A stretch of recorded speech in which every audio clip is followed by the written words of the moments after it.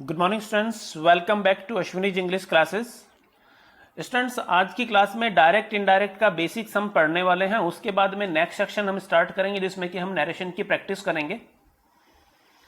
तो चलो स्टार्ट करते हैं क्लास को बिना किसी फॉर्मेलिटी के। आप ध्यान से समझने की कोशिश करेंगे। टॉपिक है डायरेक्ट इनडायरेक्ट या नरेशन, और ये टॉपिक एसएससी के तो सभी एग्जाम्स के लिए इंपॉर्टेंट होता है और सीजीएल और सीपीओ मेंस में 23, 24 या 25 तक क्वेश्चन इस टॉपिक से आते हैं। तो मैं आज केवल बेसिक डिस्कस करूंगा और इससे के बाद जो नेक्स्ट पार्ट हमारा आएगा उसमें मैं अराउंड आपको 200 सेंटेंस की प्रैक्टिस कराऊंगा। ठीक है ना? तो चलो स्टार्ट करते हैं। जैसा कि नेम है हमारा चैप्टर का कि डायरेक्ट एंड इनडायरेक्ट स्पीच, तो यहां सबसे पहले इंपॉर्टेंट बात है कि स्पीच क्या है। स्पीच मतलब जो भी कुछ हम बोलते हैं वह स्पीच है। और स्पीच को बोलने के तरीके कितने हो सकते हैं? 2 वेज हो सकते हैं। डायरेक्ट हो सकता है और इनडायरेक्ट हो सकता है। क्वेश्चन आता है कि डायरेक्ट स्पीच से मतलब क्या है। डायरेक्ट स्पीच से मतलब होता है कि स्पीकर ने जो वर्ड बोले हैं उनको डायरेक्ट हम किसी तीसरे पर्सन को बताएं बिना किसी चेंज के, है ना। इनडायरेक्ट में क्या होता है? इनडायरेक्ट में भी हम किसी के स्पीच को बताते हैं लेकिन उसमें हम अपने वर्ड्स को चेंज कर देते हैं। जो भी वर्ड्स स्पीकर ने कहे हैं उनको हम चेंज कर देते हैं, अपने शब्दों में बोलते हैं इनडायरेक्ट वे में, तो इसको इनडायरेक्ट स्पीच कहते हैं। और अगर हमने स्पीकर के वर्ड्स को डिट्टो ज्यों का त्यों बताया है तो उसको डायरेक्ट स्पीच या डायरेक्ट नरेशन कहते हैं। फिर से बताता हूं, स्पीच मीन्स बोलना, और हम कई बार किसी व्यक्ति के द्वारा बोली गई बात किसी तीसरे पर्सन को हम बताते हैं। जैसे राहुल ने मुझे कुछ बताया, तो मैं राहुल ने मुझे क्या बताया वो कमल को बताऊंगा। तो कमल को बताने के लिए मेरे पास में 2 तरीके हैं कि एक तो मैं राहुल के द्वारा यूज किए गए वर्ड्स को डिट्टो ऐसे ही यूज करूं, वर्ड फॉर वर्ड बोलूं जो राहुल ने मुझसे बोला, या ऐसा हो सकता है कि राहुल के द्वारा बोले गए वर्ड्स को, राहुल के द्वारा बताई गई बात को वर्ड फॉर वर्ड में यूज ना करूं, अपने शब्दों में बताऊं। तो अगर मैंने पहले वाला तरीका यूज किया, वर्ड फॉर वर्ड राहुल ने जो कहा था एक एक वर्ड सेम टू सेम बोल दिया, तो उसको हम डायरेक्ट नरेशन कहेंगे। वो डायरेक्ट वर्ड्स हमने राहुल के द्वारा कहे गए शब्द ज्यों के त्यों बताए हैं। लेकिन अगर उसको मैंने अपने शब्दों में बताया, है ना, तो इसको हम कहेंगे इनडायरेक्ट स्पीच या इनडायरेक्ट नरेशन। नरेशन का मतलब भी क्या होता है? नरेशन का मतलब होता है नरेट करना, बोल देना। तो चलिए देख लेते हैं क्या है यहां। डायरेक्ट स्पीच और कोटेड स्पीच भी इसको हम बोलते हैं। कोटेशन मार्क होते हैं ना इसमें दोनों साइड में, चलो आगे मालूम हो जाएगा आपको। डायरेक्ट स्पीच क्या होता है? Saying exactly what someone has said is called direct speech. यानी कि डायरेक्टली एग्जैक्टली वर्ड का यूज किया गया यहां पर, आप देखिएगा। एग्जैक्टली कह देना, सेइंग कह देना, व्हाट जो कुछ भी, समवन हैज सेड किसी ने कहा है, इज कॉल्ड डायरेक्ट स्पीच। यानी कि किसी व्यक्ति ने जो भी कुछ कहा है उसको एग्जैक्टली ज्यों का त्यों कहना डायरेक्ट स्पीच कहलाता है। क्लियर? चलिए, here what a person says, यहां पर यानी कि डायरेक्ट स्पीच में व्हाट अ पर्सन सेज, कोई व्यक्ति जो भी कुछ कहता है, एपियर्स वो एपियर होता है, उसको लिखा जाता है विद इन कोटेशन मार्क्स में। और कोटेशन मार्क्स कौन से होते हैं? ये जो साइड में हम 2 कोमा ऊपर की तरफ लगा देते हैं, इनको कोटेशन मार्क कहते हैं। And should be word for word. देखिए यहां इंपॉर्टेंट पॉइंट क्या है, यहां पर इंपॉर्टेंट पार्ट यह है कि डायरेक्ट स्पीच में जो भी बातें होती हैं वो वर्ड फॉर वर्ड होती हैं, है ना। एग्जैक्टली जो वो कहा गया है उन्हीं वर्ड्स को हम यूज करते हैं। किसी पर्सन ने जो भी कुछ कहा है एग्जैक्टली उसके वर्ड्स को वर्ड फॉर वर्ड जब हम किसी को बता देते हैं कोटेशन मार्क का यूज करते हुए, तो हम कहते हैं कि ये हमारा जो सेंटेंस है वो डायरेक्ट स्पीच है। जैसे एग्जाम्पल यहां पर आपको गिवन है, शी सैड, कहने वाला कौन है? कहने वाली है शी। जैसे कोई सुनीता, कविता, अनीता, है ना, कोई शी, उसको हमने कहा है। और उसने कहा, क्या कहा? Today's lesson is on presentations. आज का जो लेसन है वो प्रेजेंटेशंस पर है। तो today's lesson is on presentations, ये किसके वर्ड हैं? ये उस शी के वर्ड हैं। और जो उसने कहा था वो हमने एग्जैक्टली उसके वर्ड्स को वर्ड फॉर वर्ड ही हमने यहां पर बतलाया है। ठीक है ना। तो इस टाइप से किसी स्पीकर के वर्ड्स को जब हम एग्जैक्ट वर्ड फॉर वर्ड कहीं किसी को एक सामने एक्सप्रेस करते हैं, तो उस तरह से कहा जाना डायरेक्ट स्पीच और डायरेक्ट नरेशन कहलाता है। Got the point. अब इसके बाद हम बात करते हैं कि हमारा इनडायरेक्ट स्पीच क्या होता है ना, इनडायरेक्ट नरेशन क्या होता है। तो इनडायरेक्ट स्पीच को देख लेते हैं। इनडायरेक्ट स्पीच डज नॉट, क्या कह रहे हैं हम, indirect speech does not use quotation marks. Indirect speech में कोटेशन मार्क्स को यूज नहीं किया जाता है टू इनक्लोज, उनको बंद करने के लिए। इनडायरेक्ट स्पीच में उस तरह के कोटेशन मार्क्स को हम यूज नहीं करते हैं। ऐसे मार्क्स कब यूज करते हैं, ऐसे मार्क्स तो डायरेक्ट इनडायरेक्ट उसमें डायरेक्ट स्पीच में यूज करते हैं। व्हाट द पर्सन सेड, जो कुछ भी पर्सन ने कहा है, and it does not have to be word for word, और ये वर्ड फॉर वर्ड नहीं होता है। इनडायरेक्ट स्पीच में क्या कह रहे हैं कि एक तो इसमें कोटेशन मार्क नहीं होते हैं और एक ये वर्ड फॉर वर्ड नहीं होता है। एग्जाम्पल, ही सैड, उसने कहा, कहने वाले व्यक्ति ने क्या कहा, he was going to the cinemas, कि वह सिनेमा जा रहा था। सपोज करो ये ही हमने राहुल को कहा है, तो राहुल जब सिनेमा जा रहा होगा तो क्या बताएगा अपने बारे में, अपने बारे में राहुल तो ये कहेगा ना कि I am going to the cinema, I am going to the cinema, ऐसे कहेगा। लेकिन हमने क्या कहा उसको, हमने कहा he was going to the cinema. हमने राहुल को, राहुल ने अपने लिए आई यूज किया था लेकिन हमने उसको ही बोल दिया। राहुल ने बोलते समय इजारम कहा था, हमने उसको वॉच बोल दिया। तो कुछ चेंजेस हम कर देते हैं। वर्ड फॉर वर्ड प्रेजेंटेशन नहीं होती है इनडायरेक्ट स्पीच में, ठीक है ना। तो ये क्लियर हुआ। इनडायरेक्ट स्पीच भी आपका क्या है, डायरेक्ट स्पीच में डायरेक्ट हम ज्यों के त्यों वर्ड्स बताते हैं, एग्जैक्ट वर्ड्स यूज करते हैं। इनडायरेक्ट स्पीच में कोटेशन मार्क को यूज नहीं करते हैं, एग्जैक्ट वर्ड्स को यूज नहीं करते हैं, ठीक है। चलिए अब थर्ड स्लाइड में देखते हैं क्या आता है आपका। थर्ड स्लाइड में यहां पर आपका आता है रिपोर्टिंग एंड रिपोर्टेड स्पीच। दोनों के बीच का डिफरेंस क्या है वो यहां पर हम लोग चेक कर लेते हैं। तो यहां पर आपको दिखाई पड़ रहा है, फर्स्ट पॉइंट है आपका कि जो रिपोर्टिंग स्पीच होता है वो is not enclosed in quotation marks, ठीक है ना। देखिए यानी कि यहां पर हम ये कह रहे हैं कि किसी भी स्पीच को, किसी भी सेंटेंस को हम टू पार्ट्स में डिवाइड कर सकते हैं, और एक पार्ट का नाम होता है रिपोर्टिंग स्पीच और दूसरे पार्ट का नाम होता है रिपोर्टेड स्पीच। एक पार्ट का नाम है रिपोर्टिंग स्पीच, दूसरे पार्ट का नाम है रिपोर्टेड स्पीच। रिपोर्टिंग स्पीच कौन सा होता है, जो इनक्लोज्ड नहीं होता है, जो इन्वर्टेड कोमाज में कोटेशन मार्क्स में बंद नहीं होता, वो रिपोर्टिंग पार्ट होता है, रिपोर्टिंग स्पीच कहलाता है। और रिपोर्टेड स्पीच कौन सा होता है, जो इनक्लोज्ड होता है कोटेशन मार्क्स के अंदर, यानी कि इन्वर्टेड कोमाज के जो अंदर है ना, कोटेशन मार्क के जो अंदर है उसको हम रिपोर्टेड पार्ट कहेंगे, जो इनक्लोज्ड है। और जो इनक्लोज्ड नहीं है उसको हम रिपोर्टिंग पार्ट या रिपोर्टिंग स्पीच कहेंगे। एग्जाम्पल आपको दिखा देता हूं। जैसे हमारे पास में फर्स्ट एग्जाम्पल है, ही सैड, उसने कहा, आई एम इल। तो ये ना डायरेक्ट स्पीच का सेंटेंस है, किसी के शब्दों को ज्यों का त्यों हमने बताया कोटेशन मार्क को यूज करते हुए, डायरेक्ट स्पीच का हो गया। अब इस डायरेक्ट स्पीच के सेंटेंस को टू पार्ट्स में डिवाइड कर सकते हैं। एक तो वो पार्ट जो कोटेशन मार्क के अंदर है, और एक वो पार्ट जो कोटेशन मार्क से बाहर है। यानी कि हम कहेंगे ये वो पार्ट है जो इनक्लोज्ड है, और ही सैड ऐसा पार्ट है जो इनक्लोज्ड नहीं है। तो I am ill quotation mark से इनक्लोज्ड है, तो हम इसको कहेंगे कि ये हमारा जो है ना ये रिपोर्टेड पार्ट हुआ, ठीक है ना। आई एम इल कौन सा स्पीच हुआ, कौन सा पार्ट हुआ, रिपोर्टेड पार्ट या रिपोर्टेड स्पीच हुआ। और जो ही सैड है ये इनक्लोज्ड नहीं है, इन्वर्टेड कोमा के बाहर वाला पार्ट है, इसको हम कहेंगे रिपोर्टिंग पार्ट। क्या कहेंगे, रिपोर्टिंग पार्ट इसको हम कहेंगे, ठीक है। तो यहां देखो क्या लिखा है, in the above example he sad is reporting speech. He sad क्या है, क्योंकि इन्वर्टेड कोमा से बाहर है, इसको हम क्या कहेंगे, रिपोर्टिंग स्पीच। और आई एम इल जो कि इन्वर्टेड कोमाज कोटेशन मार्क्स के अंदर है, इसको हम क्या कहेंगे, रिपोर्टेड स्पीच। ये स्लाइड क्लियर हो गई, समझ में आ गई। रिपोर्टिंग स्पीच और रिपोर्टेड स्पीच के बारे में हमने यहां पर इस स्लाइड में पढ़ा है। नेक्स्ट स्पीच देख लेते हैं। Rules for changing direct speech into indirect speech. Direct speech से इनडायरेक्ट स्पीच में चेंज करने के लिए रूल्स क्या हो सकते हैं वो यहां पर हम डिस्कस करेंगे।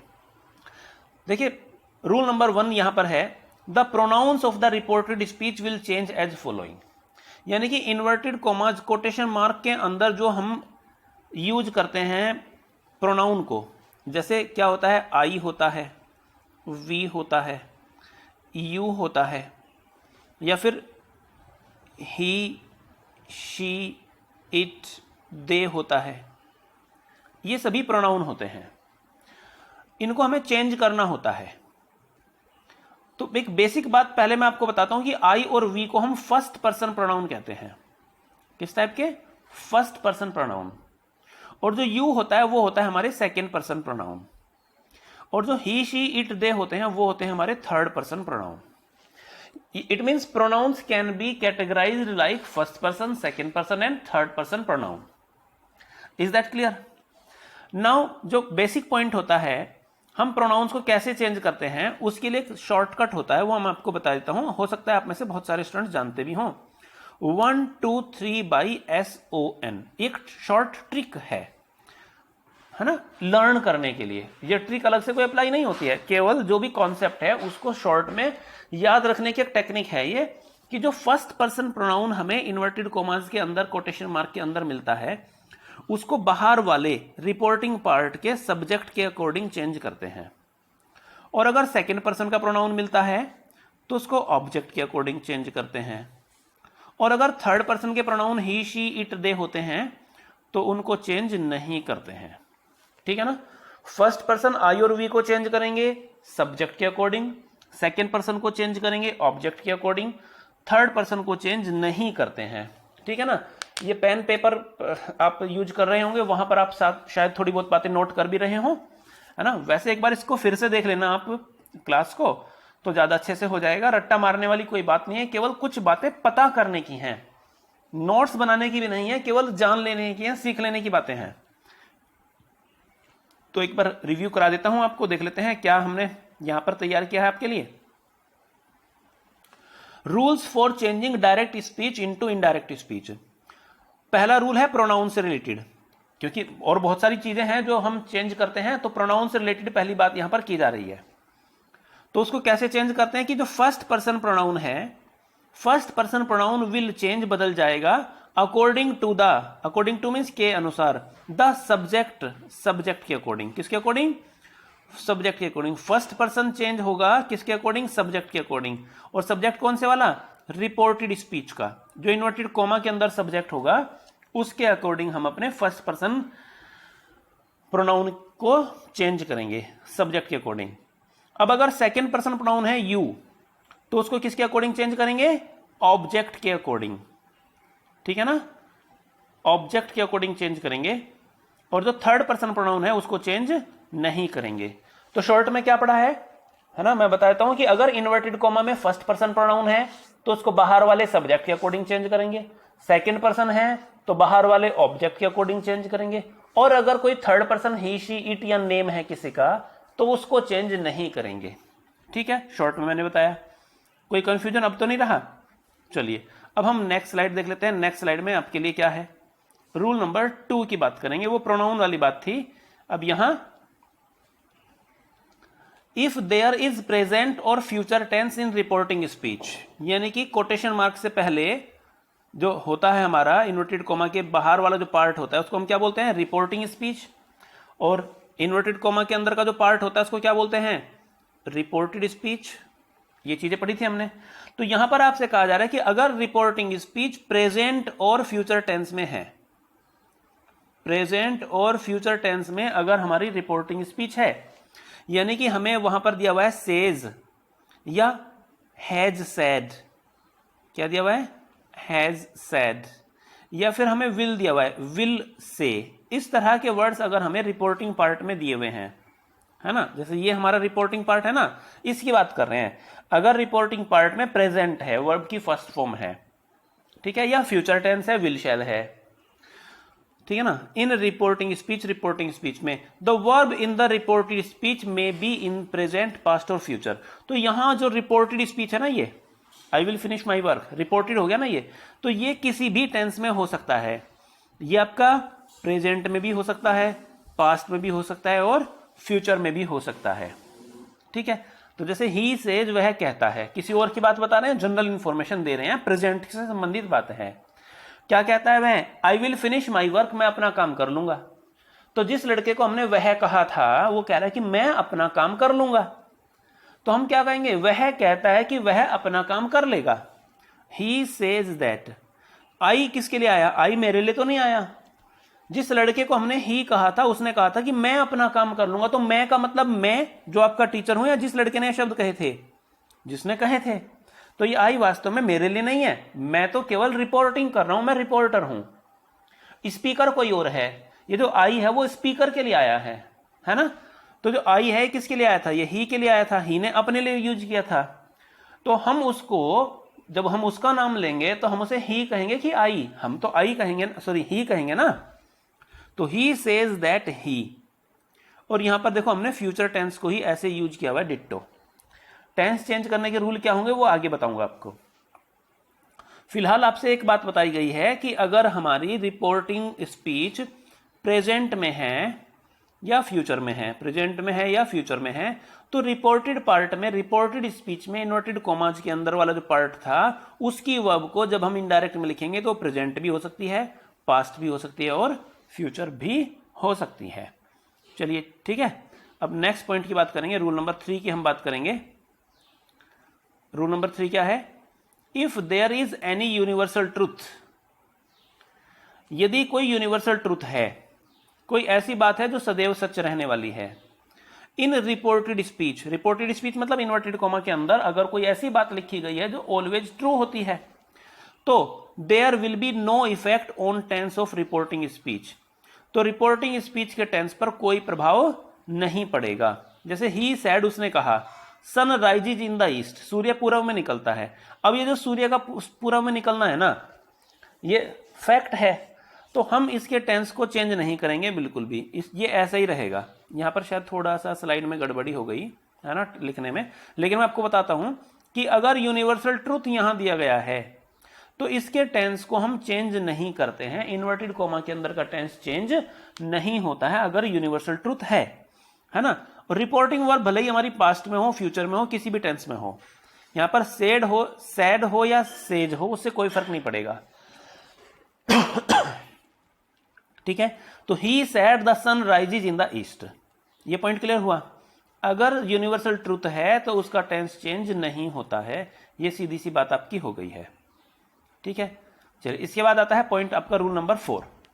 रूल नंबर 4 में आपको क्या कहा गया है कि if there is past tense in reporting speech, अगर रिपोर्टिंग स्पीच में पास्ट टेंस है, सेज के बजाय सैड दिया जाए, राहुल सैड, सीता सैड, है ना, ऐसा अगर कुछ दिया जाए रिपोर्टिंग स्पीच में, अगर पास्ट टेंस दिया जाए, जनरली पास्ट टेंस देने के लिए एग्जामिनर क्या करता है? सैड देता है ना, जैसे मुनीब सैड ऐसे लिखा हुआ है, इसको पास्ट टेंस बोलते हैं। से की सेकंड फॉर्म, पास्ट टेंस तो मालूम होगा ना, वर्ब की सेकंड फॉर्म को पास्ट टेंस बोलते हैं।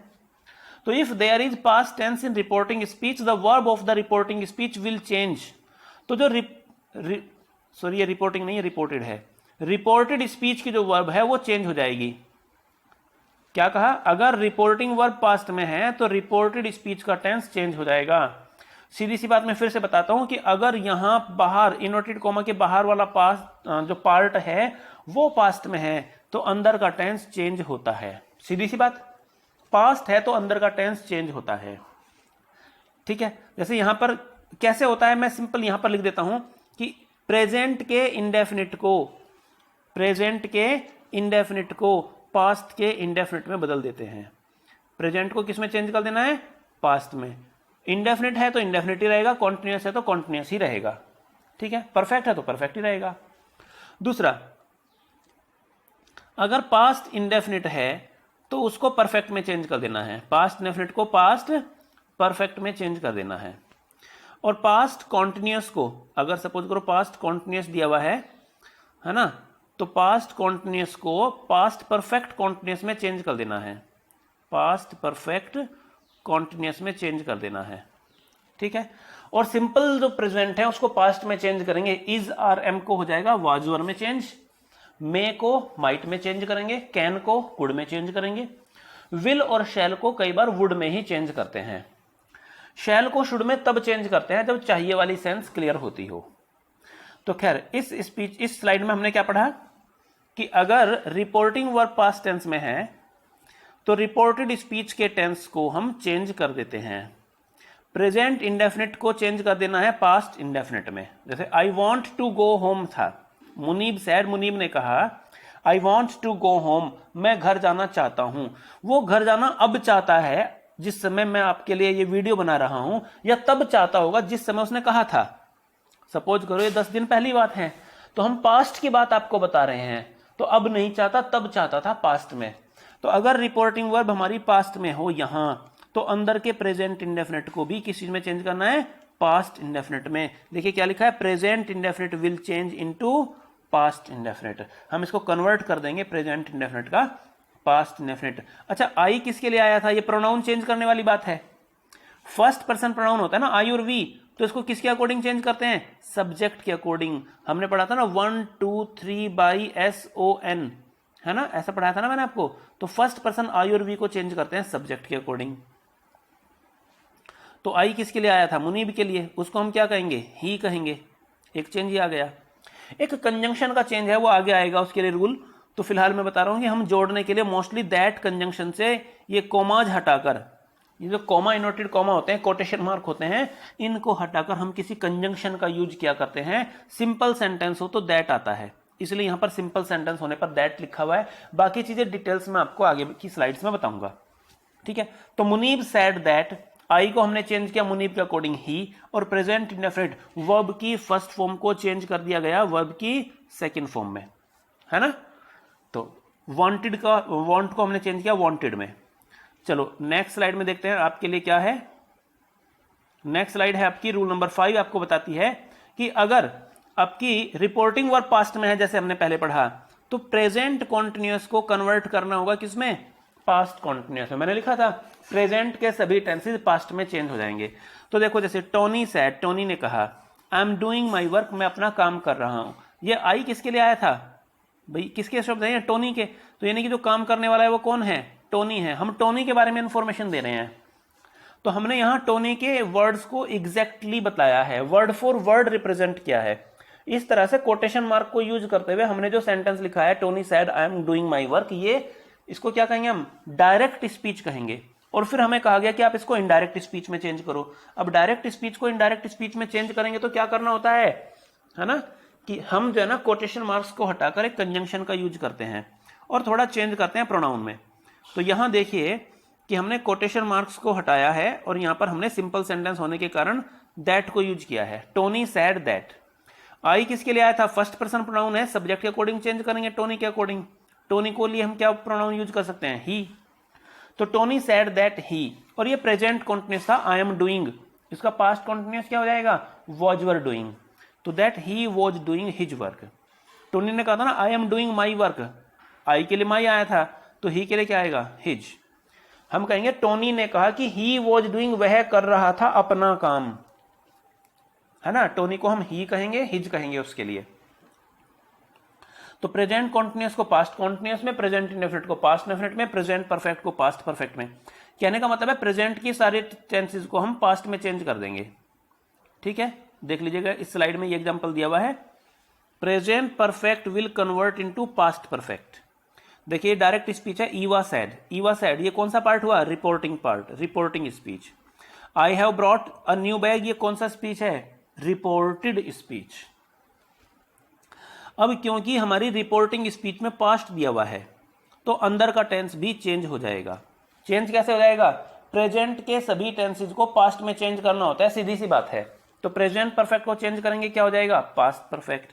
तो ईवा सैड दैट, ये दैट क्या है, कंजंक्शन यूज किया हमने दोनों क्लोजेज को जोड़ने के लिए। दोनों स्पीच को जोड़ने के लिए हम एक कंजंक्शन का यूज करते हैं इनडायरेक्ट स्पीच के रूप में लिखते समय। तो ईवा सैड दैट, उसने कहा था ना आई हैव बॉट, आई किसके लिए आया था, ईवा के लिए, न कि मेरे लिए। तो ईवा को जब हम नाम लेंगे तो हम उसको क्या कहें, कह सकते हैं रिपोर्ट करते समय, शी। और हैव का हो गया had, she had bought a new bag, ठीक है, क्लियर हुआ। चलो नेक्स्ट स्लाइड में देखते हैं कि यहां पर आपके लिए क्या है। रूल नंबर 7 क्या है कि पास्ट सिंपल को, पास्ट इंडेफिनिट को चेंज करेंगे पास्ट परफेक्ट में। ये पॉइंट भी मैंने स्टार्टिंग में लिख दिया था, पास्ट इंडेफिनिट को चेंज करेंगे पास्ट परफेक्ट में। तो यहां देखो, dad said I mod the garden, मैंने गार्डन में घास को मॉ किया, काटा। ये पास्ट इंडेफिनिट है, पास्ट इंडेफिनिट है ना, वर्ब की सेकंड फॉर्म दी हुई है। अगर वर्ब की सेकंड फॉर्म है और रिपोर्टिंग वर्ब पास्ट में है। रिपोर्टिंग वर्ब कहाँ है? पास्ट में। अगर रिपोर्टिंग वर्ब पास्ट में है तो रिपोर्टेड का पास्ट जो है ना वो पास्ट परफेक्ट में चेंज हो जाता है। लिखा ना, पास्ट सिंपल को चेंज कर देते हैं किसमें? पास्ट परफेक्ट में। पास्ट परफेक्ट किसे कहते हैं? हैड प्लस थर्ड फॉर्म को। तो डैड सेड दैट आई नहीं आएगा, इस प्रोनाउन को किसके अकॉर्डिंग चेंज करेंगे? डैड के अकॉर्डिंग, है ना। डैड को हम क्या कहेंगे? ही। तो यहां पर हमें क्या होगा? ही। और हैड माउड तो लिखना ही पड़ेगा भाई, हैड पास्ट परफेक्ट बनाने के लिए हैड प्लस थर्ड फॉर्म आता है ना, तो इसलिए हमने हैड प्लस थर्ड फॉर्म लिखा, पास्ट इंडेफिनिट को पास्ट परफेक्ट में चेंज किया हमने। ठीक है, चलिए नेक्स्ट स्लाइड देखते हैं, इसमें क्या है आपके लिए। रूल नंबर 8 है आपका,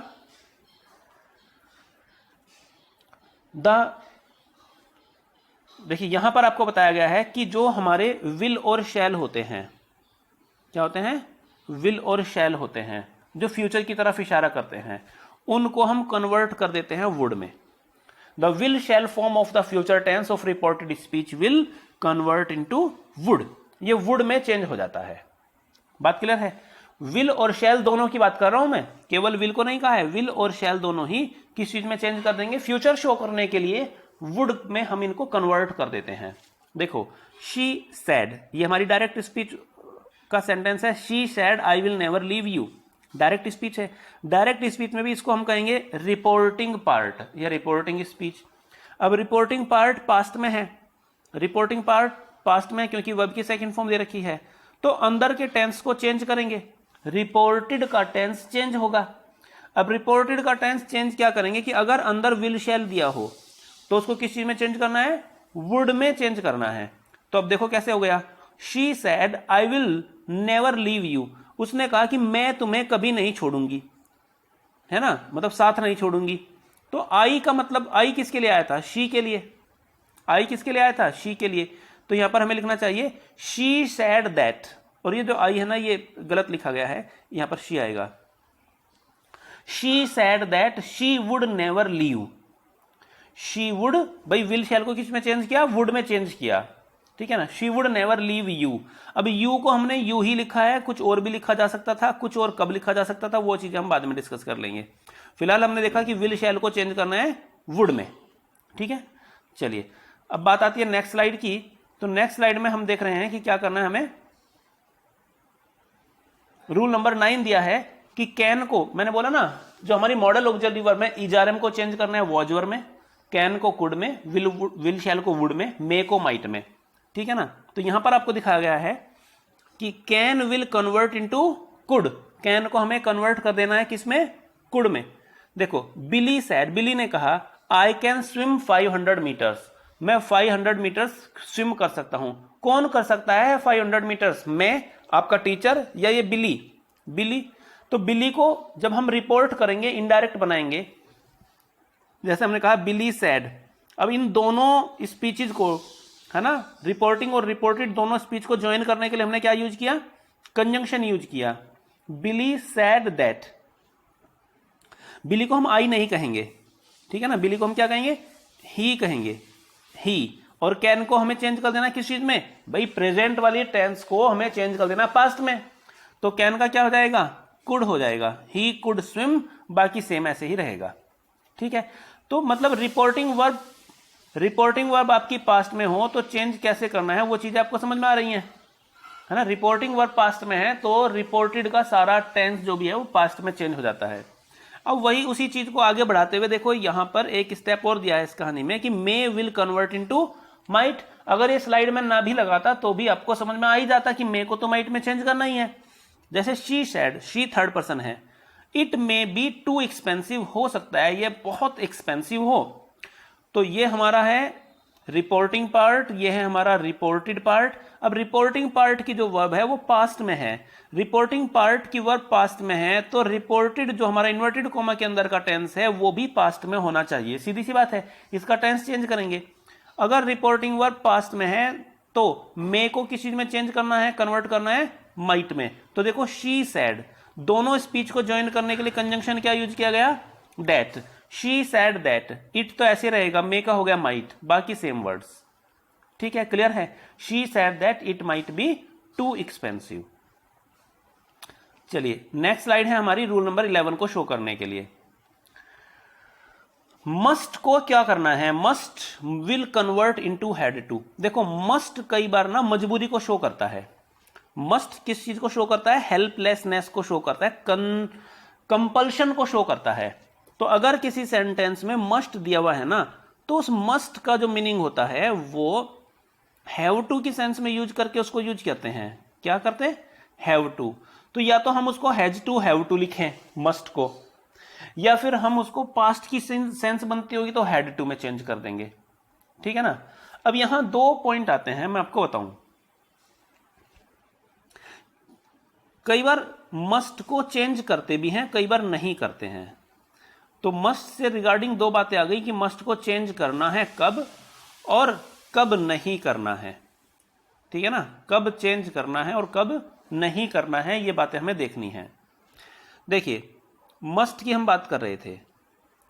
अगर मस्ट बताता होगा मजबूरी को, कंपल्शन को, है ना, किसी काम को करने के लिए किसी के लिए कोई आदेश है जो उसको करना ही पड़ेगा, तो ऐसी कंडीशन में कंपल्शन को शो करने के लिए तो हमें चेंज करना है। ठीक है।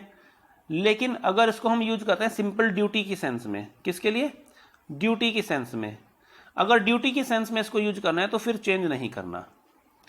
ठीक है ना, ड्यूटी बतानी है तो चेंज नहीं करना है, लेकिन मजबूरी है, आवश्यकता है, तो इसको हम हैव टू मानेंगे और उसी के अकॉर्डिंग चेंज कर देंगे। तो यहां देख लेते हैं। ही सैड, उसने कहा, everyone must arrive on time, हर किसी को टाइम पर आना है।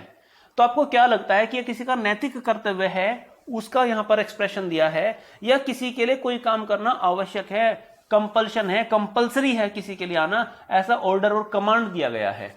अगर आपको लगता है कि ऑर्डर और कमांड है तो हम इसको चेंज करेंगे। अब अगर हमें इसको चेंज करना है तो मस्ट को मैंने क्या कहा था, हम क्या मानते हैं, हैज या हैव टू मानते हैं। अब जब इसको चेंज करेंगे तो हैज हैव टू का यहां, क्योंकि ये पास्ट है तो इसको पास्ट में चेंज करना पड़ेगा। अब पास्ट में चेंज करेंगे तो क्या हो जाएगा, हैड टू हो जाएगा। भाई रिपोर्टिंग वर्ब पास्ट में है तो अंदर वाला टेंस पास्ट में जाएगा कि नहीं। और मस्ट क्योंकि यहां पर इस सेंटेंस में कमांड और ऑर्डर का फंक्शन कर रहा है, अगर मस्ट ऑर्डर और कमांड का एक्सप्रेशन देता है तो उसको हमें चेंज करना होगा हैड टू में, इसलिए हमने हैड टू में चेंज किया। ठीक है, everyone had to arrive on time, हर किसी को टाइम पर आना है। नेक्स्ट देखिएगा आप, the adverb of nearness should be put into those of distance. नजदीकी को शो करने वाले एडवर्ब्स को दूरी शो करने वाले एडवर्ब में चेंज कर देते हैं। क्या है पॉइंट यहां, कि जो नियरनेस को शो करने वाला वर्ड है ना, उसको डिस्टेंस शो करने वाले वर्ड में हम चेंज कर देते हैं। ठीक है, कैसे करते हैं देखिए। नाउ मीन्स अब, और इसको हम चेंज कर देंगे किस चीज में, देन में। नाउ मीन्स अब, देन मीन्स तब। ठीक है, हियर मीन्स यहां, देयर मीन्स वहां, हियर को देयर में चेंज कर देंगे। दिस दैट, दिस माने यह है, दैट माने वह है, और दीज को चेंज करेंगे दोज में। ये तो नॉर्मल बातें आपको पहले से मालूम होगा। Now, then, here, there, this, that, these, those, इस तरह से चेंज करते हैं। अब यहां पर कुछ और भी वर्ड हैं। 10 को चेंज करते हैं, 10 को चेंज करते हैं 100 में। ठीक है, टुडे को दैट डे में चेंज करते हैं, टू नाइट को दैट नाइट में चेंज करते हैं, येस्टरडे को द डे बिफोर येस्टरडे में चेंज करते हैं, टुमारो को द नेक्स्ट डे में चेंज करते हैं, लास्ट को चेंज कर देंगे, लास्ट वीक को हम चेंज कर देंगे the week before, the week before, और नेक्स्ट वीक को चेंज करना है द वीक आफ्टर में। पढ़ लिया। 10 को 100 में, टुडे को दैट डे में, tonight that night, yesterday the day before, tomorrow the next day, ठीक है ना, येस्टरडे को द प्रीवियस डे में भी चेंज करते हैं, द प्रीवियस डे। ठीक है, लास्ट वीक को द प्रीवियस वीक में चेंज कर सकते हैं, द वीक बिफोर में चेंज कर सकते हैं, द नेक्स्ट वीक को द वीक आफ्टर में चेंज कर सकते हैं, द फॉलोइंग वीक में चेंज कर सकते हैं।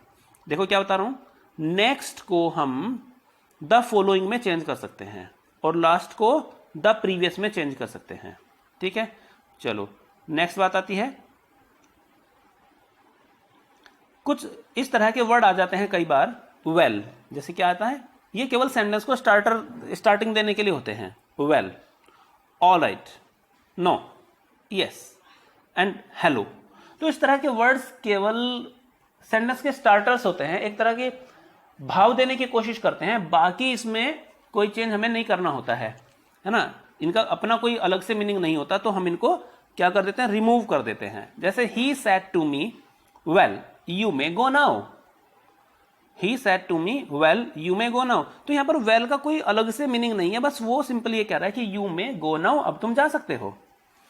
तो सेड टू है, पास्ट का है, पास्ट है तो अंदर का टेंस चेंज करना पड़ेगा। अब यहां देखो सेड टू को हम सेड टू को चेंज कर देते हैं टोल्ड में, किसमें, टोल्ड में। या फिर सेड टू कई बार एग्जामिनर चेंज नहीं भी करता है, ध्यान रखना, सेड टू को डायरेक्ट यूज करना भी करेक्ट होता है किसी हद तक, ठीक है। दैट यू को चेंज किया, सेकंड पर्सन प्रोनाउन को चेंज करते हैं ऑब्जेक्ट के अकॉर्डिंग, है ना, 1 2 3 बाई SON मैंने पढ़ा था ना, सेकंड पर्सन प्रोनाउन यू को चेंज करना है ऑब्जेक्ट के अकॉर्डिंग, है ना, तो मी के अकॉर्डिंग चेंज करेंगे, लेकिन यू यहां पर सब्जेक्ट था तो क्या हो जाएगा, आई हो जाएगा, I might go then, then की स्पेलिंग क्या होगी, THEN वाला देन होगा, ठीक है। बाकी चेंजेस मैं आपको नेक्स्ट स्लाइड में बताता रहूंगा, प्रैक्टिस करेंगे बहुत अच्छे से, उसमें सब कुछ आपका क्लियर हो जाएगा। तो चलिए रूल नंबर 12 की हम बात कर लेते हैं।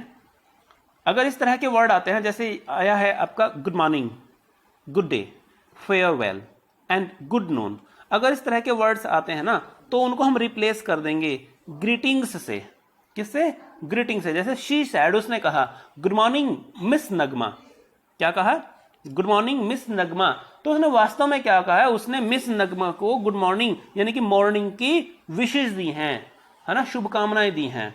तो इसको कैसे कहा देखो, she greeted miss Nagma with good morning, ठीक है ना। या हम इसको ऐसे बोल सकते हैं, she wished good morning to Miss Nagma, क्या कहना है हमें, she wished good morning to Miss Nagma, ठीक है ना, इस तरह से हमें इसको कह देना है। प्रैक्टिस के लिए बहुत सारे सेंटेंस होंगे, वो मैं आपको कराऊंगा, बिल्कुल क्लियर हो जाएगा आपको, डोंट वरी।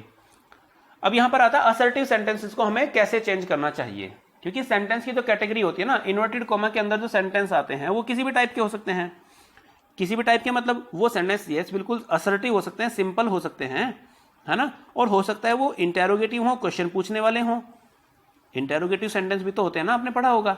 और हो सकता है कि वो सेंटेंस इंपेरेटिव हो, उनमें किसी को कुछ कहा जा रहा हो, है ना।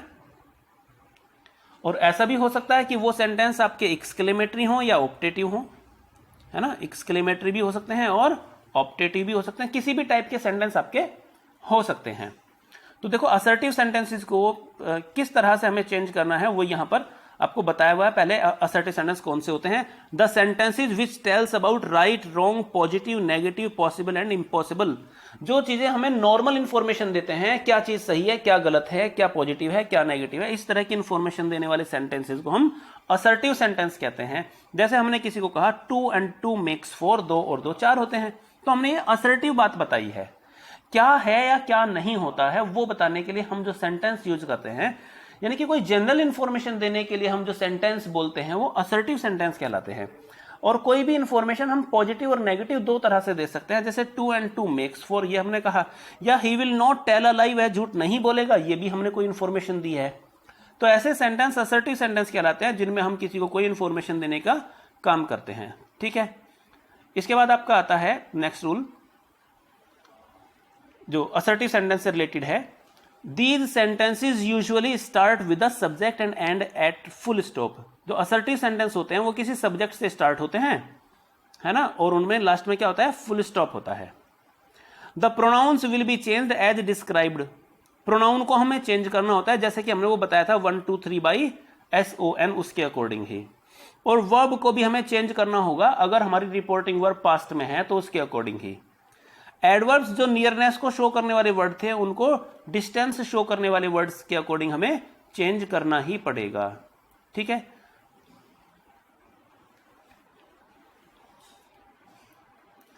यहां पर नेक्स्ट रूल आपका आता है कि if the reported speech is partially placed before the reporting speech in direct narration, it will be in correct order in indirect narration. कई बार क्या होता है कि डायरेक्ट इनडायरेक्ट के सेंटेंस में जो हमारा इनडायरेक्ट स्पीच जो डायरेक्ट स्पीच होता है उसमें इन्वर्टेड कॉमा वाले पार्ट को पहले लिख देते हैं, रिपोर्टेड पार्ट को पहले दे दिया जाता है रिपोर्टिंग पार्ट के। ठीक है ना, या रिपोर्टिंग पार्ट बीच में लगा दिया जाता है रिपोर्टेड पार्ट को तोड़कर दो हिस्सों में, है ना। Now it is my turn, जैसे ये कहा गया है, सैड टू देम, है ना, ही सैड टू देम, यहां पर ही मिस हो गया है, ही सैड टू देम, उसने उनसे कहा, now it is my turn to sit here behind this chair. भाई या तो ही सैड टू देम ये वाला जो पार्ट है ना, ये स्टार्टिंग में आना चाहिए था, ही सैड टू देम ये बिल्कुल स्टार्टिंग में आना चाहिए था, इन्वर्टेड कॉमाज में ये बातें आ जाती, ठीक है ना। या फिर सारा सेंटेंस पहले लिखा जाता और ही सैड टू देम लास्ट में आ जाता, या फिर इसको बीच में भी इस तरह से लिखा जा सकता है। तो इनडायरेक्ट जब हम बनाते हैं तो उसको ऑर्डर में ही रखते हैं, इससे कोई फर्क नहीं पड़ता कि ये जब हमें दिया गया तो वो कैसे दिया गया था। फिर सेकंड पॉइंट यहां पर है कि told can be used instead of said to.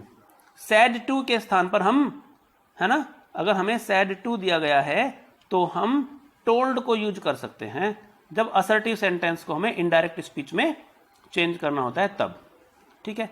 Next point आपका आता है, अगर सेंटेंस आपका इंपेरेटिव है। इंपेरेटिव सेंटेंस कौन से होते हैं? जो वर्ब की फर्स्ट फॉर्म से स्टार्ट होते हैं, जिनमें हम किसी को कुछ करने के लिए कहते हैं। तो इंपेरेटिव सेंटेंस वो होते हैं जिसमें हम या तो किसी को ऑर्डर दे सकते हैं, एडवाइस दे सकते हैं, रिक्वेस्ट कर सकते हैं, कोई सलाह सुझाव दे सकते हैं। इंपेरेटिव सेंटेंस वो होते हैं जो वर्ब की फर्स्ट फॉर्म से स्टार्ट होते हैं, लेट से स्टार्ट होते हैं, डोंट से स्टार्ट होते हैं, है ना, या फिर प्लीज से स्टार्ट होते हैं। इस तरह के जो सेंटेंसेस होते हैं वो इंपेरेटिव सेंटेंस होते हैं। अब इंपेरेटिव सेंटेंस को चेंज करने के लिए, जैसे हम किसी को बोल देते हैं ना ओपन द विंडो, है ना, या सिट हियर, तो ऐसी कंडीशन में हम क्या करते हैं कि जो सैड टू दिया होता है तो उसको हम ऑर्डर्ड, रिक्वेस्टेड, सजेस्टेड, इस तरह के वर्ड्स को हम यूज करते हैं, ठीक है, इंपेरेटिव सेंटेंस को इनडायरेक्ट में चेंज करने के लिए। देखिए जैसे एग्जांपल है आपके सामने, the manager said to the peon, manager ने पियोन से कहा get out of my office. ये वर्ब की फर्स्ट फॉर्म से स्टार्ट हुआ है ना, किसी को कुछ करने के लिए कहा गया है, ऑर्डर टाइप है। तो इनडायरेक्ट बनाने के लिए क्या करेंगे, जो हमारा सैड या सैड टू होता है उसको चेंज करना होगा इसकी सेंस को देखते हुए, या तो ऑर्डर्ड में या रिक्वेस्टेड में, जो भी सेंस होगा। तो द मैनेजर ऑर्डर्ड किसको? The peon. अच्छा, जैसे मैंने आपको कहा था कि कॉमा इन्वर्टेड कॉमाज को ड्रॉप करके हम ज्वाइन करने के लिए दैट का यूज करते हैं। तो आपको ध्यान रखना है कि अगर सेंटेंस इंपेरेटिव है तब दैट नहीं आता है। सेंटेंस इंपेरेटिव होने पर ज्वाइन करने के लिए हम वर्ब की फर्स्ट फॉर्म से पहले टू को यूज कर देते हैं, क्योंकि वर्ब की फर्स्ट फॉर्म अक्सर टू के साथ रहना पसंद करती है। तो कंजंक्शन के रूप में हम टू को यूज करते हैं अगर हमारा सेंटेंस इंपेरेटिव होता है तो। The manager ordered the peon to get out of his office. Office किसका था? मैनेजर का था। तो मैनेजर के लिए हम हिज वर्ड को यूज करेंगे, ठीक है। कुछ समझ में आ रहा होगा, बाकी जब मैं आपको प्रैक्टिस कराऊंगा तो उसमें बहुत कुछ समझ में आ जाएगा। एक और सेंटेंस देख लीजिएगा, ही सैड टू माई फादर, उसने मेरे पिता से कहा, कहने वाला है और कहा किससे? मेरे फादर से। अब बता कौन रहा है? बता मैं रहा हूं। Please forgive me this time, इस बार कृपया मुझे फॉरगिव कर दो, माफ कर दो। तो प्लीज से क्या शो हो रहा है? रिक्वेस्ट। तो हम क्या कहेंगे? He requested. किससे कहा रिक्वेस्ट? उसने मेरे फादर से, है ना। कंजंक्शन क्या यूज करेंगे?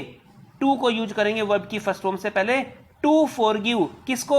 जिसने रिक्वेस्ट किया उसको। तो हिम यूज किया हमने ही के लिए। और दिस टाइम का क्या हो गया? That time.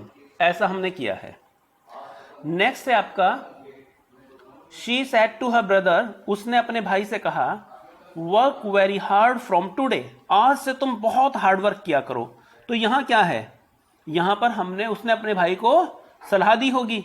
अब सलाह दी है तो हम सैड टू को उस सलाह देने वाले भाव के अकॉर्डिंग ही यूज करेंगे, तो ठीक है ना। तो एडवाइज हमने यहां पर यूज किया, शी एडवाइज्ड हर ब्रदर। और क्या करने के लिए? जो भी करना है वर्ब की फर्स्ट फॉर्म से पहले कंजंक्शन के रूप में हम अब दैट को नहीं टू को यूज करेंगे। To work very hard, from today को चेंज किया गया है, देखो दैट डे में, ठीक है ना। तो इस तरह के नॉर्मल से कुछ चेंजेस हमें करने होते हैं। जैसे mother said to me, mother ने मुझसे कहा नेवर टेल अ लाई, झूठ मत बोलना कभी भी। तो मदर ने मुझे मना कर दिया कि बेटा कभी भी झूठ नहीं बोलना है, और अगर तुमने झूठ बोला तो फिर तुम देख लेना। फोरबिड, फोरबेड, फोरबिडन, है ना, मना करना। तो क्या हो गया?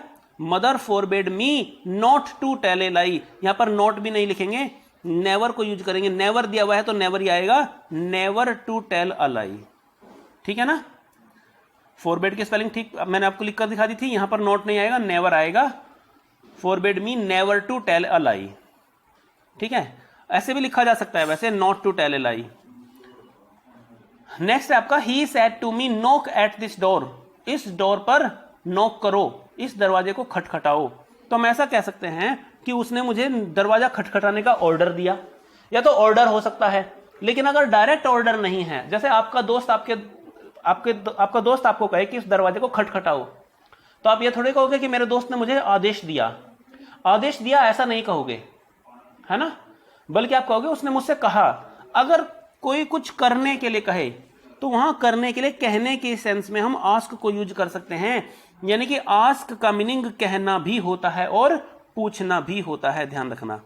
आस्क का हालांकि मोस्टली स्टूडेंट केवल मीनिंग जानते हैं कहना, पूछना, लेकिन मैं आपको बताता हूं कि आस्क का मीनिंग कहना भी होता है। इसमें कुछ परसेंटेज ऑर्डर शामिल होता है, कुछ परसेंटेज ऑर्डर शामिल होता है। ठीक है, तो ही आस्क्ड मी, और क्या करने के लिए कहा, to knock at the door, उस डोर को नॉक करने के लिए। एक और सेंटेंस देखते हैं, he said to his teacher, उसने अपने टीचर से कहा sir kindly excuse me now. तो यहां पर रिक्वेस्ट हो रही है, तो सर और काइंडली को हम हटा देंगे, और क्योंकि उसने सर कहा है यानी कि रिस्पेक्ट उसने शो किया है। सर कहना, मैडम कहना रिस्पेक्ट का साइन है, तो हम क्या कहेंगे, ही रिक्वेस्टेड हिज टीचर, उसने अपने टीचर से रिक्वेस्ट किया।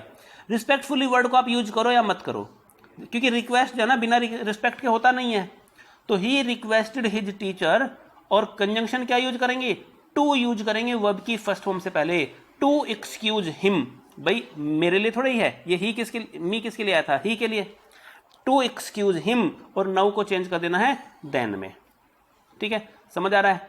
नेक्स्ट एग्जांपल ले लेते हैं, शी सेड टू अस, उसने हमसे कहा कीप क्वाइट ओवर हियर, यहां पर चुप रहो। तो उसने हमें चुप रहने के लिए क्या किया, दिशा निर्देश दिया या ऑर्डर दिया, है ना। अब ऑर्डर हमें अपने लिए ठीक नहीं लगता, तो हमने क्या वर्ड यूज किया, शी डायरेक्टेड अस, उसने हमें दिशा निर्देश दिया, एक तरह से ऑर्डर ही दिया।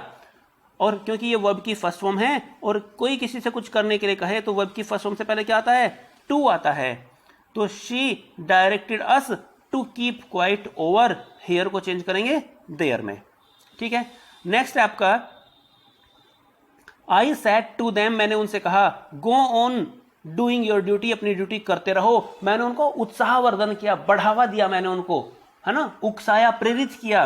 तो इस तरह से प्रेरित करने के लिए हम अर्ज वर्ड को यूज कर सकते हैं, आई अर्ज देम, मैंने उनको बढ़ावा दिया, एनकरेज किया।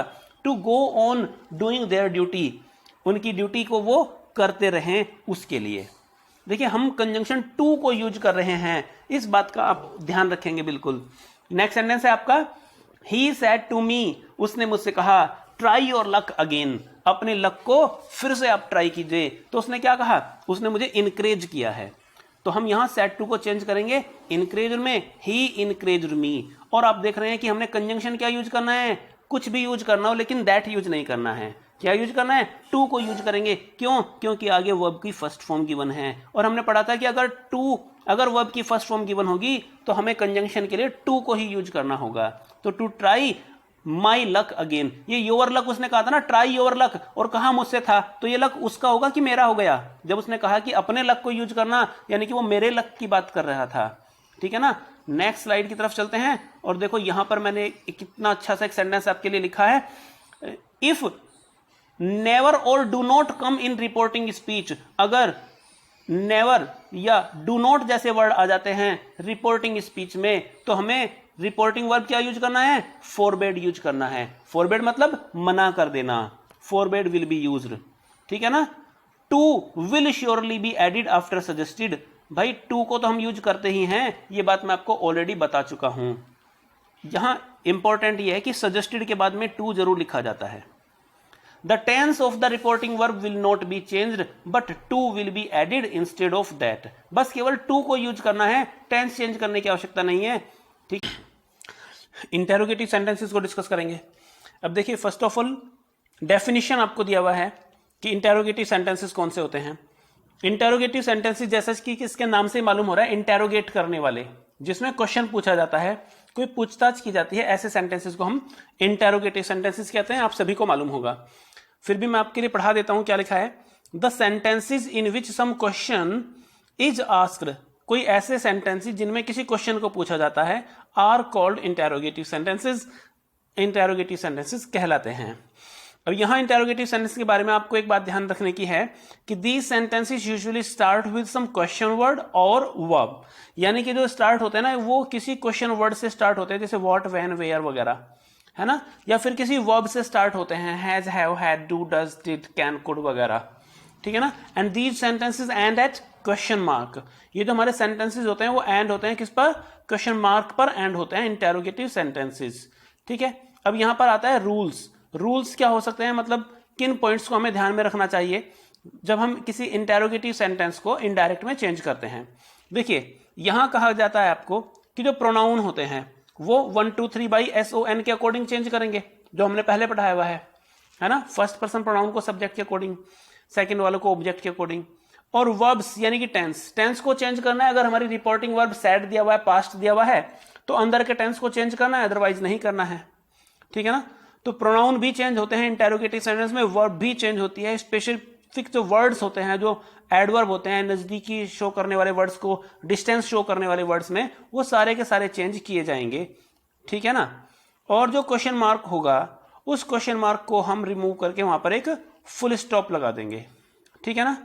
और क्या करना है, जो सैड होता है उस सैड को चेंज कर देंगे आस्क में, ठीक है ना। डायरेक्ट से इनडायरेक्ट में चेंज करने के स्टेप आपको बताए जा रहे हैं। प्रोनाउंस बिल्कुल सेम वैसे ही यूज करना है जैसे हम पहले पढ़कर आए हैं। वर्ब के टेंस को चेंज करने का तरीका वही रहेगा, रिपोर्टिंग वर्ब पास्ट में है तो अंदर के टेंस को चेंज करेंगे, क्वेश्चन मार्क को हटाकर वहां पर फुल स्टॉप को यूज करेंगे, सैड को चेंज कर देंगे आस्क्ड में, और इंटेरोगेटिव सेंटेंस स्ट्रक्चर को रिप्लेस कर देंगे असर्टिव सेंटेंस स्ट्रक्चर में। अब क्वेश्चन आता है कि सर असर्टिव स्ट्रक्चर क्या होता है। भाई देखिए इंटेरोगेटिव सेंटेंस में तो क्या होता था कि पहले आएगा क्वेश्चन वर्ड, क्वेश्चन वर्ड के बाद आती है वर्ब, वर्ब के बाद आता है सब्जेक्ट, और फिर आता है आपका मेन वर्ब, यानी कि हेल्पिंग वर्ब पहले, मेन वर्ब बाद में। लेकिन जब हम उसको असर्टिव, जब हम इनडायरेक्ट में लिखेंगे ना, तो अपना हम उस सेंटेंस को, इंटेरोगेटिव सेंटेंस को असर्टिव में लिखेंगे। असर्टिव में मतलब पहले सब्जेक्ट लिखना पड़ेगा, फिर वर्ब लिखेंगे हेल्पिंग वर्ब, फिर आपका मेन वर्ब आ जाएगा, है ना, और बाकी वर्ड्स बाद में आएंगे। यानी कि किसी भी सेंटेंस को हमें सिंपल स्ट्रक्चर में चेंज कर देना है जब हम डायरेक्ट से इनडायरेक्ट में चेंज करते हैं। नेक्स्ट देख लेते हैं, रूल्स की बात आ जाती है। रूल्स क्या हो सकते हैं, if reported speech begins with verb, अगर हमारी रिपोर्टिंग वर्ब है ना, सॉरी रिपोर्टेड स्पीच जो है ना हमारा, इन्वर्टेड कोमा के अंदर अगर हमें कोई वर्ब दिखाई पड़ता है, is, are, am, was, were, can, could, है ना, इस तरह का अगर हमें दिखाई पड़ता है, तो कंजंक्शन हम दैट नहीं यूज करेंगे बल्कि इफ को यूज करेंगे। If is use instead of that, क्या लिखा है, इफ को यूज करते हैं दैट के स्थान पर। कब, जब वर्ब मेंशन होता है, ठीक है ना। जैसे यहां आप देख रहे हैं वर्ब होने पर हम इफ को यूज करते हैं दैट के रिप्लेस पर। ही सेड टू मी, उसने मुझसे कहा, डायरेक्ट स्पीच हो गया, उसने मुझसे कहा। Are you going to school now, क्या अब आप स्कूल जा रहे हो। तो इंटेरोगेटिव सेंटेंस है, क्वेश्चन मार्क लगाना मिस हो गया यहां। इंटेरोगेटिव सेंटेंस से स्टार्ट हो रहा है किससे, किसी वर्ब से। अगर वर्ब से स्टार्ट हो रहा है तो हम दैट को यूज नहीं करेंगे ज्वाइन करने के लिए, हम यूज करेंगे इफ को, ठीक है ना। और सिंपल सेंटेंस में चेंज करेंगे, यानी कि फर्स्ट ऑफ ऑल जो सब्जेक्ट है उसको यूज करेंगे। यू सब्जेक्ट था ना यहाँ पर, यू सेकंड पर्सन है, उसको चेंज करते हैं ऑब्जेक्ट के अकॉर्डिंग, मी के अकॉर्डिंग चेंज करेंगे। मी का सब्जेक्ट क्या हो जाता है, आई, ठीक है ना। तो I was going to school, और देन किस पर होगी, THEN, ठीक है ना। If I was going to school then. देखिए अगर हमारा इंटेरोगेटिव सेंटेंस किसी वर्ब से स्टार्ट होता है ना, तो कंजंक्शन के लिए हम या तो यूज करते हैं इफ को या यूज करते हैं वेदर को। बस ये आपको ध्यान रखना है, ये मैंने आपको बताया है। और जो आपका इंटेरोगेटिव स्टाइल है उसको सिंपल सेंटेंस के स्टाइल में ले आएंगे। इंटेरोगेटिव सेंटेंस को असर्टिव सेंटेंस में चेंज कर देंगे, यानी कि पहले सब्जेक्ट और फिर वर्ब आएगी। इंटेरोगेटिव में वर्ब पहले आता है, सब्जेक्ट बाद में आती है, ठीक है ना। लेकिन जब हम इनडायरेक्ट बनाएंगे तो पहले सब्जेक्ट आ जाएगा और फिर आपकी वर्ब आएगी, ठीक है। और अगर आपका सेंटेंस स्टार्ट होता है किसी क्वेश्चन वर्ड से, किसी क्वेश्चन वर्ड से, if reported speech starts with any question word, अगर किसी क्वेश्चन वर्ड से स्टार्ट होती है रिपोर्टेड स्पीच, जैसे कि व्हेन, हु, व्हाई वगैरह, तो ऐसी कंडीशन में हम इफ को भी यूज नहीं करेंगे, हम उस क्वेश्चन वर्ड को ही एज अ कंजंक्शन यूज करेंगे। देखो, आई सेड टू हिम, मैंने उससे कहा, मैंने उससे कहा, अब क्या कहा वो देख लेते हैं। I said to him what do you eat yesterday, है ना, ये डू नहीं है, आई एम सॉरी, डिड है यहां पर। What did you eat yesterday, कल आपने क्या खाया था। ठीक है, बात पास्ट की है, डिड का यूज किया। तो क्योंकि सेंटेंस इंटेरोगेटिव है तो सैड टू को किसी में चेंज करना है, आस्क्ड में, तो आई आस्क्ड हिम। जो व्हाट हमारा यहां क्वेश्चन वर्ड था, अब वो कंजंक्शन का फंक्शन कर रहा है। आप देख रहे हो हमने दैट नहीं लिखा है, इफ नहीं लिखा है, ना हम दैट को यूज कर रहे हैं, ना हम इफ को यूज कर रहे हैं, हम यहां पर व्हाट को यूज कर रहे हैं, डिट्टो ऐसे ही। और क्वेश्चन वर्ड के बाद में, व्हाट के बाद में आप देख रहे हो हमने सब्जेक्ट लिखा है। क्वेश्चन वर्ड जो है हमारा ये, इसके बाद में हम सब्जेक्ट लिख रहे हैं, उसके बाद में हम वर्ब लिख रहे हैं। ठीक है ना, यानी कि इंटेरोगेटिव सेंटेंस को हम असर्टिव में चेंज कर देते हैं और क्वेश्चन मार्क को हम फुल स्टॉप में चेंज कर देते हैं। जो हमारा क्वेश्चन वर्ड होता है वो कंजंक्शन का फंक्शन करने लगता है, उसके बाद सब्जेक्ट आता है। क्लियर है? चलिए आगे देखते हैं। Exclamatory sentences. एक्सक्लेमेटरी सेंटेंसेस कौन से होते हैं, डेफिनेशन देखते हैं। द सेंटेंसेस, ऐसे सेंटेंस विच, जो कि रिप्रेजेंट करते हैं किस चीज को, हैप्पीनेस को, सैडनेस को, एक्साइटेडनेस को, वंडरनेस को। यानी कि अगर कोई ऐसा सिचुएशन बनती है कि आप अचानक बहुत ज्यादा हैप्पी होते हैं, सैड होते हैं, एक्साइट हो जाते हैं, या वंडर पोजीशन में आप पहुंच जाते हैं, वंडर्ड हो जाते हैं, आप हतप्रभ रह जाते हैं, अद्भुत चौंक पड़ते हैं किसी बात से, तो इस तरह के सेंटेंसेस को हम एक्सक्लेमेटरी सेंटेंसेस कहते हैं, जिनमें इस तरह की सडन एंड स्ट्रॉन्ग फीलिंग को एक्सप्रेस करते हैं। Sudden and strong feelings of Joy, सोरो, है ना, हैप्पीनेस और अनहैप्पीनेस यू कैन से, और any surprise are expressed in exclamatory sentences. जैसे you can see, alas, alas नहीं है, अलेस है, अलास ही हैज डाइड, बड़े दुख की बात है कि वह मर गया है। तो यहां आपने जो वर्ड यूज किया अलेस, बड़े दुख की बात है, ये सेंटेंस को एक्सक्लेमेटरी बना रहा है। एक्सक्लेमेटरी सेंटेंस की एक पहचान और भी है कि उसमें एक्सक्लेमेशन मार्क आता है। ठीक है, how beautiful this painting is, आपने कोई पेंटिंग देखी और वो बड़ी सुंदर आपको लगी तो आपने कहा how beautiful the painting is. कभी कभी हाउ और व्हाट से भी आपके सेंटेंस एक्सक्लेमेटरी बन जाते हैं। पहचान क्या है कि बाद में एक्सक्लेमेशन मार्क आता है। ठीक है, चलिए अब यहां पर रूल्स की अगर हम बात करें तो रूल्स डिट्टो हैं, सेम वही रूल अप्लाई कर रहे हैं जो हमने पहले वाले पॉइंट्स पर किए हैं। प्रोनाउन भी चेंज होगा 1 2 3 बाई SON के अकॉर्डिंग। वर्ब चेंज होगी, टेंस चेंज होगा, टेंस चेंज करने का रूल हम पढ़ चुके हैं। ठीक है ना, एडवर्ब नजदीकी शो करने वाले वर्ड को दूरी प्रकट करने वाले शब्दों में चेंज करते हैं। ये सब कुछ चेंज होगा। ठीक है ना, जैसा हमने पहले पढ़ाया वैसे ही। प्लस क्या है, जो इंटरजेक्शन है सेंटेंस के स्टार्टिंग में, देखो, if the interjection is in start of the reported speech it will be removed along with the exclamation mark. तो उसको हटा देंगे हम, क्या कर देंगे, इंटरजेक्शन को, जैसे अलेस था तो उसको हम हटा देंगे, एक्सक्लेमेशन मार्क भी हटा देंगे, और उसके मीनिंग के अकॉर्डिंग हम सैड को, है ना, रिप्लेस कर देंगे। किस किस चीज में, सैड को हम किस किस चीज में रिप्लेस कर सकते हैं, हम सैड को रिप्लेस कर सकते हैं इन शब्दों में। हम सैड न लिखकर हम ऐसा कह सकते हैं, एक्सक्लेम्ड विद जॉय।